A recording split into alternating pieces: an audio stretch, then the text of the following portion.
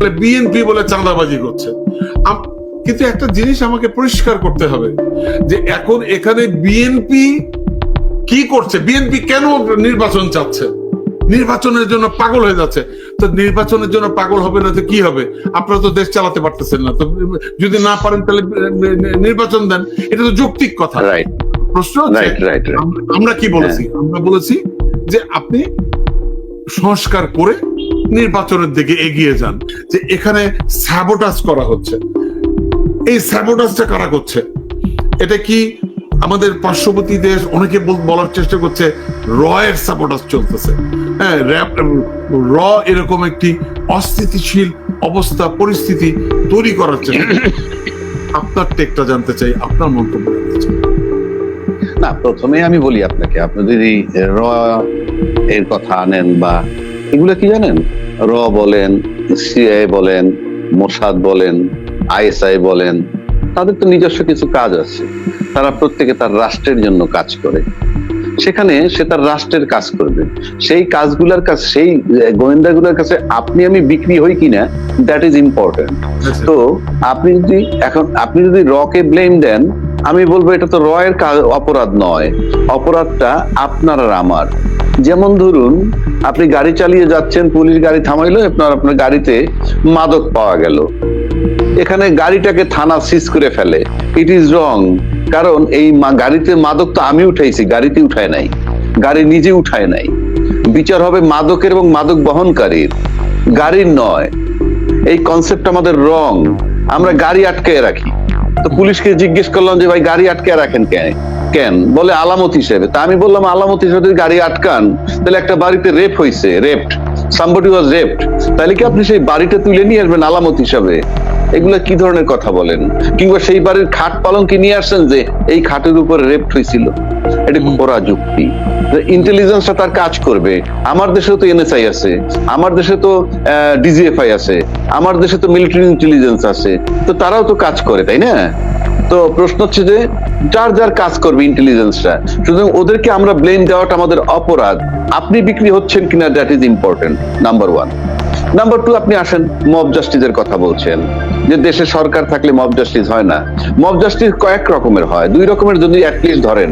একটা হলো সরকারি ইন্ধনে মব জাস্টিস, আর একটা হইলো সরকারের কথা শোনে না, নন কোঅপারেশন করে মব জাস্টিস। যেমন শেখ হাসিনার সময় প্রচুর মব জাস্টিস হয়েছে। সেটা কোনটা? আপনার পছন্দ হইলো না, আপনাকে নিয়ে আয়নাঘরে রাইখে দিছে, আপনার ভিতরে কোনো মামলা নাই অফিসিয়ালি, আপনার ভিতরে কোনো ওয়ারেন্ট নাই, কিচ্ছু নাই, আপনাকে কোর্টে প্রডিউস করা হচ্ছে না, বাট আপনি একটা কাস্টডিতে। এটা কিন্তু মব জাস্টিস। তো সেটা ছিল সরকারের পৃষ্ঠপোষকতায়।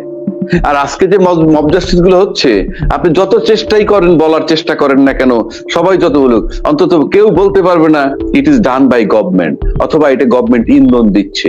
এই ব্যাপারে কেউ বলতে পারবে না। সুতরাং মব জাস্টিসটা কেন হচ্ছে? কিন্তু কেউ না কেউ তো ইন্ধন দিচ্ছে। আমি সেটাই বলছি, কেউ না কেউ ইন্ধন দিচ্ছে যদি আপনি বলেন, তাইলে আপনি ওকে বলতে হবে পরাজিত শক্তি। সেই পরাজিত শক্তিটা এখন ইন্ধন দিচ্ছে। কারণ আমি বলি, আমি দেখেছি, আমি যদি এখন কোর্ট কাছারির দিকে তাকাই, দৃষ্টি দেই, আপনি দেখবেন যে আইনজীবীরা, যে সমস্ত আইনজীবী প্রচুর ইনকাম করতেছে, প্রচুর ইনকাম, কিরকম যে তারা এমন লোকের মামলাগুলো করছে তারা কিন্তু পরাজিত শক্তির অংশ, তাদের পক্ষে ডিফেন্স দিচ্ছে। এখন আপনি যদি বলেন যে সে কি আইনের আশ্রয় পাবে না, ডেফিনেটলি পাবে। কিন্তু আপনি যদি রাষ্ট্রীয়ভাবে চিন্তা করেন, দেশের জনগণের উপর যে নির্যাতন চিন্তা করেন যে কি করছে তারা, সেক্ষেত্রে যদি আপনি মনে করেন যে এই প্রিভিলেজ তারা পেয়ে যায় এইভাবে, হ্যাঁ, তাহলে অবস্থাটা কি দাঁড়ায়? সুতরাং আপনি তো indirectly in the name of advocacy you are cooperating, যে পতিত শক্তিকে আপনি কোঅপারেট করতেছেন। এটা গেল এক। দুই নম্বর, পতিত শক্তি আরো একটা কারণে কোঅপারেট করতে, আমি কোন রাজনৈতিক দলের নাম বলি না ইদানিং, আপনাকে সব জনগণ হিসাব করে বলতে হবে। কেন জনগণ বলছি? সমস্ত রাজনৈতিক দল যারা করেন তারা কিন্তু জনগণের অংশ, অর্থাৎ সমস্ত জনগণই রাজনৈতিক দলের সাথে সম্পৃক্ত না, কিন্তু সমস্ত রাজনৈতিক দলের লোকজন কিন্তু জনগণ। সুতরাং আমি জনগণ দিয়ে বুঝাবো। জনগণের একটা গোষ্ঠী আমরা যদি অগাস্টের পরে দেখি, 5ই আগস্টের পরে দেখি, জনগণের একটা গোষ্ঠী এমন একটা অ্যাটিটিউড আমরা দেখেছি দিন 15 যে তারা বোধহয় ক্ষমতায় চলে গেছে। কিন্তু সময়ের ব্যবধানে আস্তে আস্তে তারা বুঝতে পেরেছে না, আমরা তো চূড়ান্তভাবে ক্ষমতায় যাই নাই, ইলেকশনের পরে যাব। সুতরাং তাদের পৃথিবী আস্তে আস্তে ছোট হয়ে আসছে এবং তারা যখন দেখতেছে যে আমরা ইনফ্যাক্ট ক্ষমতার বাইরে, আর ক্ষমতার স্বাদ যারা পাচ্ছে বা ক্ষমতার নিকটবর্তী যারা আছে তারা হলো সমন্বয়ক, জাতীয় নাগরিক কমিটি, টু সাম এক্সটেন্ট কিছু ইসলামী ফোর্স, এটা বোঝা যায়। এখন আমি যদি দালিলিক প্রমাণ চান আমি দিতে পারবো না, কিন্তু আপনি যদি বাইরে নামেন, বাইরে আবহাওয়াটা ঠান্ডা না গরম বা শীত পড়ছে কিনা আপনার বলা লাগবে না, কেউ জানান দিতে হবে না। আপনার আবহাওয়া আর আপনার শরীর দুইয়ে মিলে বুঝে নিবেন শীত পড়েছে।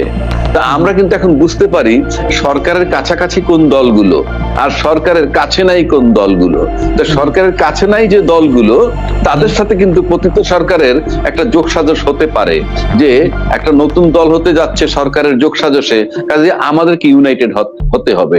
এটার মানে হচ্ছে it is not real democracy brother, এটা হলো মারামারি করে নতুন কাউকে আসতে দিব না তার পদ্ধতি। এটা আমার ব্যক্তিগত মতামত।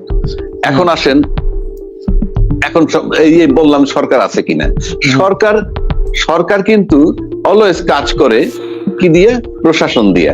প্রশাসন দিয়ে। আপনি হয়তো খেয়াল করলে জানবেন যে বিগত সরকার, পতিত সরকার যে ছিল, তার আয়নাগর যে শুধুমাত্র রাজনীতিবিদদের জন্য ছিল বা দেশের সাধারণ নাগরিকের জন্য ছিল তা নয়, অনেক অফিসিয়ালের জন্য হয়েছে, যে অফিসিয়ালকে তারা হার্মফুল মনে করেছে। যেমন ধরেন একজন মেজর আজমি, তাকে বের করে নিয়ে আয়নাগরে রেখে দিল। সে তো বেসরকারি লোক না, সে সামরিক লোক। আবার অনেক সার্ভিং লোকও সাফার করছে, কারণ যিনি মানসিক বিকারগ্রস্ত সরকার এবং ক্ষমতায় থাকা যার একমাত্র নেশা, আর এবং টাকা আয় করা যার নেশা, অর্থাৎ যিনি পাওয়ার গ্রিডি এবং মানি গ্রিডি, এই মানুষ আর যাই হোক দেশপ্রেমিক হতে পারে না। সোজা বাংলা, আপনি পাওয়ার গ্রিডি এবং মানি গ্রিডি দুইটার লোক যদি আপনার থাকে, আপনি দেশপ্রেমিক না। এক। দুই, তাকে যারা সহযোগিতা করবে তারাও দেশপ্রেমিক না। যদি আপনি চুপ্পু রাষ্ট্রপতির কাছে আসেন, সে দেশপ্রেমিক না, কারণ শেখ হাসিনা যাকে রাষ্ট্রপতি বানাইছে তাকে নিশ্চয়ই চকের ইমাম সাহেবরা এনে বানায় নাই। তার সাথে যার বনছে, যাতে বনছে, যার সাথে খাচ্য যখন মিলে তখন তাকেই নেয়। তো এখন আজকে ইউনূস সরকার প্রশাসনের কোনো কোঅপারেশন পাচ্ছে না। সেই হিসাবে যদি এক বাক্যে বলি, সরকার ব্যর্থ, এক বাক্যে বললে। কিন্তু এইভাবে বলাটা সমীচীন হবে না। আমি দায়িত্ব নিয়ে বলছি, আমি সরকারের অপোজিশন হিসেবে বলছি যে আবার সরকার কিন্তু ইতিমধ্যে, আজকে যদি মনে করেন পতিত সরকার এই পর্যন্ত ক্ষমতায় থাকতো, আমি আশা করি বাংলাদেশের রিজার্ভ থাকতো জাস্ট জিরো, ব্যাংকের টাকা থাকতো জাস্ট জিরো। আমরা কিন্তু কিছু রিকভার করেছি। এটা কেন বলছি আপনি একটা লক্ষ্য করে দেখবেন, আমরা ইদানিং কথা শুনি সোশ্যাল মিডিয়ায় বলে আমরা আগেই ভালো ছিলাম, এমন কথাও পাই। এমন কথা কারা বলে? নির্লজ্জলা বলে। এক। দুই, ইউনূস সরকারের বদৌলতে তারা বাক স্বাধীনতা পাইছে তাই বলতে পারে। এখন যদি আপনাকে লজিক দিয়ে বলি যে আগেই ভালো ছিলাম কোন যুক্তিতে মানুষ কখন বলে, সেটা আপনি শোনেন। একটা মেসঘর আছে যেখানে 70-80 জন লোক থাকে, সেখানে বেসরকারি অফিসের পিয়ন চাপরাশি এই টাইপের লোকজন কাজ করে, এবং 70-80 জন লোকের একটা মেসে একজন ম্যানেজার নিয়োগ দেওয়া হয়। সেই ম্যানেজারের কাজ থাকে কি, মাসিক এত টাকা করে সবাই দিবে, সে হাট বাজার সবকিছু করবে, খাওয়া দাওয়া করাবে, ইত্যাদি ইত্যাদি, বিদ্যুৎ বিল, পানির বিল, ঘর ভাড়া সব সে পরিশোধ করবে। এইভাবে সে 5-7 বছর চালানোর পর হঠাৎ তার বিরুদ্ধে নানান অভিযোগ ওঠে। তখন একটা পর্যায়ে আবার সবাই মিলে ওই ম্যানেজারের বাদ দিয়ে আর এক ম্যানেজার রাখলো, যে একেবারে সততায় যার কোনো প্রশ্ন নাই। কিন্তু সে যখন কাজ শুরু করলো, একই রেটে সবাই টাকা পয়সা দিচ্ছে, কিন্তু দেখা যাচ্ছে সে যখন বাজারে যায়, কাঁচা বাজারে, বলে ও আপনি তো নতুন ম্যানেজার হয়েছেন তাই না, কারণ সবাই চেনে, লোকাল। আচ্ছা, তো মাছ কিনতে গেলে যখন বলে ভাই 2000 টাকার মাছ কিনতে গেলে, তাকে বলে আপনি মাছ পাবেন 1200 টাকার, 800 টাকা আপনি পিছিয়ে আগের যে ম্যানেজার ছিল সে বাকি রাখছে 40,000 টাকা, ওটা কেটে নিব। এরপর যখন তরকারির কাছে যায় ওই একইভাবে টাকা কাটে। সে 2 দিন পরে বাজার বন্ধ করে দিল, অন্য বাজারে যাওয়া শুরু করলো, তার গতিরোধ করলো, বললো "ও মিয়া, বাকি পাই আপনার কাছে, আপনি পিসের টাকা দিবেন, অন্য বাজারে যান"। না, এটা হবে না। এখন মহা মুশকিলে পড়ছে, সে বাজার করতে এসে পিসের পাওনা দিতে হয়।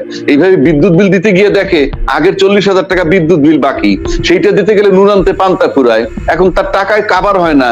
আবার তখন ওই মেসের সবাই বলে আগেই ভালো ছিলাম। মানে বুঝছেন, আমাদের ইউনূস সরকার এখন সেই জায়গাটায় পড়ছে।